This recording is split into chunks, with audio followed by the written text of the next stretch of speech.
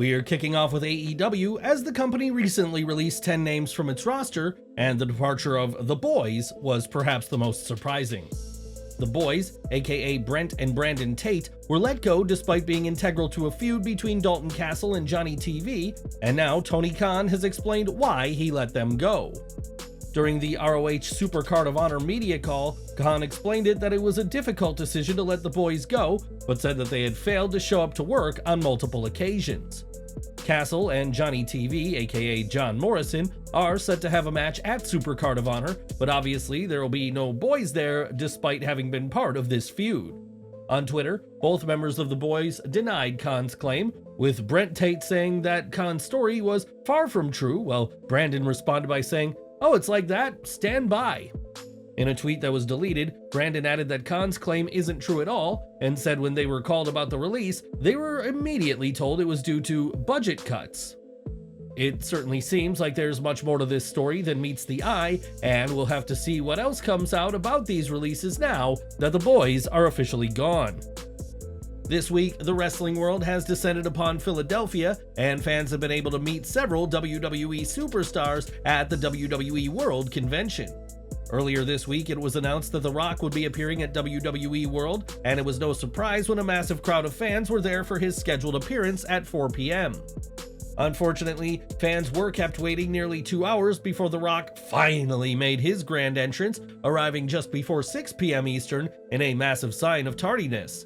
The Rock playfully explained being late, citing his busy schedule and watching Jalen Hurts lose in the playoffs, and despite this issue, the fans were still ecstatic to see the final boss.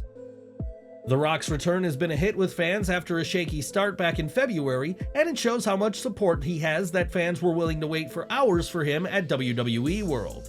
Recently, Mike Rowe of The Wrap wrote an article in which he spoke about The Rock's return, resulting in WWE's ratings going up, which caught the attention of the man himself.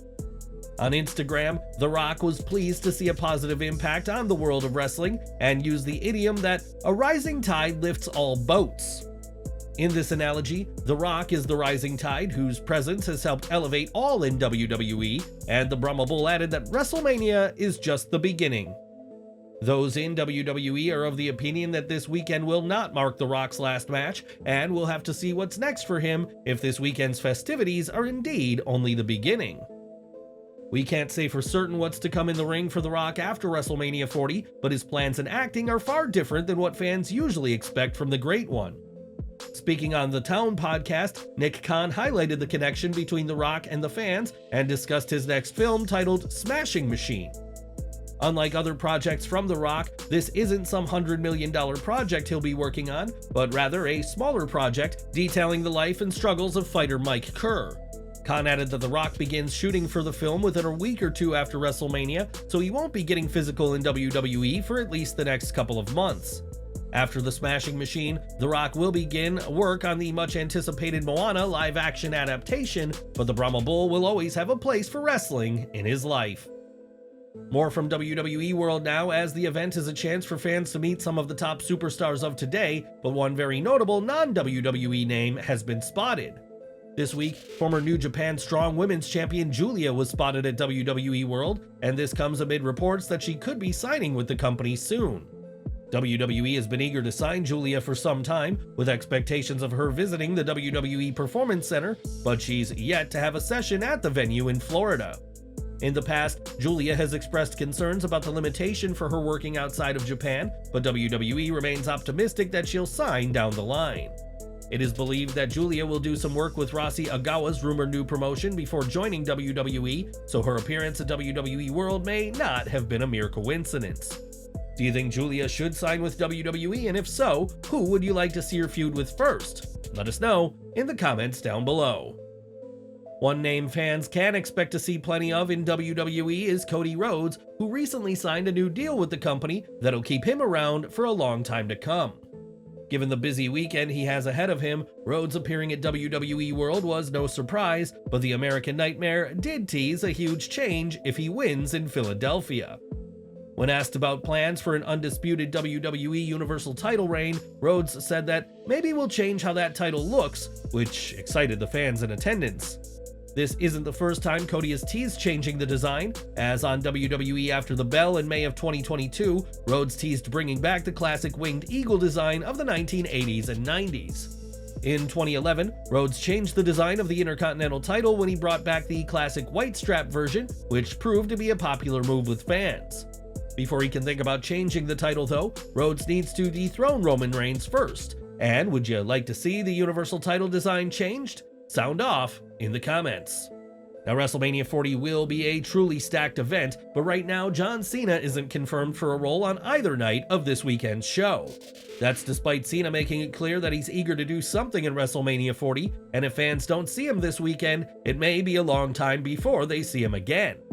As PW Insider reports, Cena will be busy filming the second season of Peacemaker later this year, with filming expected to happen between June and November in the Atlanta area. Between preparing for shooting and the shooting itself, WrestleMania may be the only time fans can expect to see Cena at a WWE event this year, or at least until after Peacemaker has wrapped up. Ringside News reported last week that there are no plans for Cena to participate in a match this weekend, or at least that there's no match on paper for the 16-time WWE World Champion. We can't count out WWE keeping a Cena match under wraps, but it's more likely a role at WrestleMania will be just a cameo appearance for John, if he's able to appear at all. More from AEW's releases now, as Anthony Henry was among those cut by the company this week, but fans likely haven't seen the last of him in an AEW ring. Henry had been picking up steam as part of the Workhorsemen alongside JD Drake before a broken jaw injury suffered last month sidelined Henry. During the ROH Supercard of Honor media call, Tony Khan described Henry's situation as a challenging gray area, given that he was injured outside of AEW or Ring of Honor. Khan added that Henry will come back to AEW and ROH when he's cleared to wrestle again, though it's unclear if he'll be re-signed or just be on a per-appearance deal when he's back. Whatever the future holds, it's great to know that Anthony Henry will return to AEW and ROH soon and get a second chance in the promotion following his injury setback. During an appearance on the MMA Hour podcast, CM Punk had some very choice words for AEW, saying the company isn't a real business that's interested in making money. Tony Khan, in Punk's view, is a nice guy, but he's not a boss, and Punk later suggested that the Elite wanted to be rid of him not long after he joined AEW. Clearly, there's still bad blood between the two sides, but when asked about Punk on the Supercard of Honor media call, Khan didn't want to discuss his former star. He said, "I'd prefer not to talk about that. I'd really rather focus on the card and Supercard of Honor, but thanks for asking. I do appreciate you asking, and there's plenty of interesting things we can talk about here." While Khan wasn't comfortable talking about Punk's comments, Jim Ross addressed them during his Grilling JR podcast, but admitted he only caught a snippet of what Punk had to say. JR said that his focus has more so been on his health, but added that he's tired of hearing all the negative news and controversial stuff, and said that people should just move on. JR said that no matter what was said in the interview, it's not going to solve the problems between Punk and AEW, and Ross is clearly tired of hearing about these issues. Punk may be gone from AEW, but his words clearly still have a sway. And do you agree with JR that everybody should simply move on? Let us know down below. At this point in time in 2021, Bobby Lashley was on top of the WWE world as the WWE champion and would enjoy a lengthy reign before losing the title to Big E in September. It's hard to argue that Lashley's star has fallen since then, as he's only just got added to the WrestleMania 40 card and didn't even have a match at last year's two-night event. Instead of being in the title hunt, Lashley has been feuding with Karrion Kross, who has also had trouble on the main roster, and the Almighty is far from pleased with how things have been. Appearing on the bump, Lashley said he feels handcuffed in his role in WWE and has been feeling that way for all of 2024 thus far. Lashley pointed out that he holds wins over 3 of the 4 men in the WrestleMania main events and said he hopes bigger things are to come after this feud with Kross. Bobby Lashley and the Street Profits will take on the Final Testament in a Philly street fight, and do you agree that the Almighty hasn't been used to his fullest potential as of late? More from CM Punk now, as his comments on the MMA Hour podcast certainly drew attention, and after the AEW Collision tapings this week, Dax Harwood had some words of his own. Collision was filmed after this week's Dynamite, and following the taping, Harwood said that wrestling is a dream, and there's always someone trying to take your joy away. Harwood also spoke about how these joy takers can be on social media or even in another company, and spoke about how AEW has afforded him plenty of good things for himself and his family. While Harwood didn't mention Punk by name, many took these comments as a response to his CMFTR ally, but Dax has claimed that this wasn't the case at all. On Twitter, Harwood said that this being seen as a response to Punk is a reach, and that he simply felt emotional standing in the ring with 3 great friends of his. Harwood added that the "taking joy" line was not directed at anyone in particular, much less Punk, one of his best friends, and we'll have to see if Punk has anything to say about this matter. Since joining WWE in 2013, Becky Lynch has made herself a top name in women's wrestling and has had a career rich with championships that most superstars can only dream of. This weekend, Lynch will challenge for the Women's World Championship, but win or lose, the man knows that her time in the ring cannot go on forever. In a recent interview with the Washington Post, Lynch addressed her future, stating that once her daughter Rue starts school, life on the road will simply not make sense to her. Lynch further added that she has done everything she set out to do, and asked, "Why do I do this when she's practically done everything there is to do for a woman, at least in WWE?" Becky Lynch doesn't plan on wrestling forever, but still has a few years left in the ring, though fans should appreciate the man's matches while they still have the chance.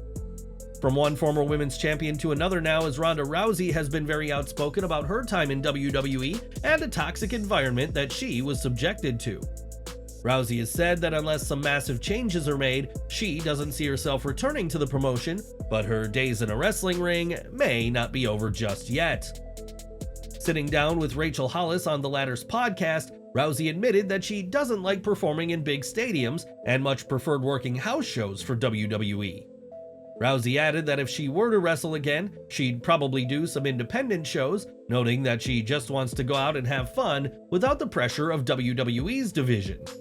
Following her exit from WWE, Rousey has competed a handful of times and notably made an appearance for Ring of Honor in late 2023 alongside Marina Shafir. Rousey may never wrestle again, but if she does, it won't be for WWE, so keep an eye out for your local indie show, as you may be in store for a surprise appearance by the UFC legend.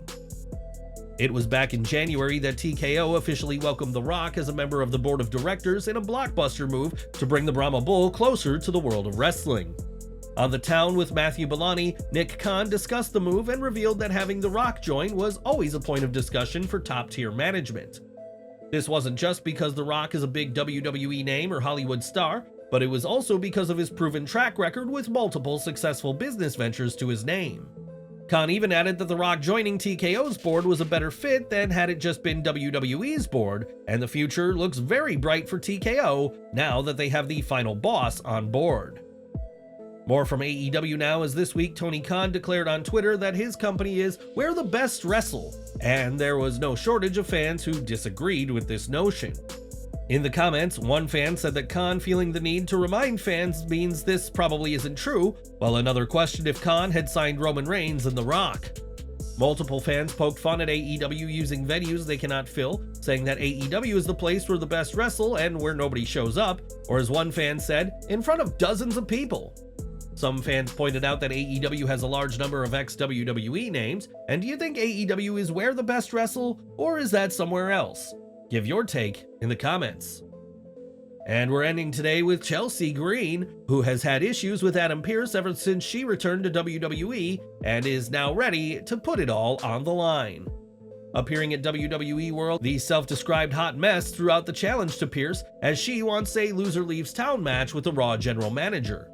Not only would the loser be forced out of WWE, Green argued that if she won, she'd become the new general manager of Raw, which caught the attention of Pearce himself. On Twitter, Pearce didn't accept or refuse the challenge, but instead said that if the match were to happen, he'd pin Green and have her escorted from the premises. Green fired back with a "This isn't funny, P-head" tweet of her own, and perhaps one day we'll see this unlikely matchup between the Raw GM and the woman who wants that spot.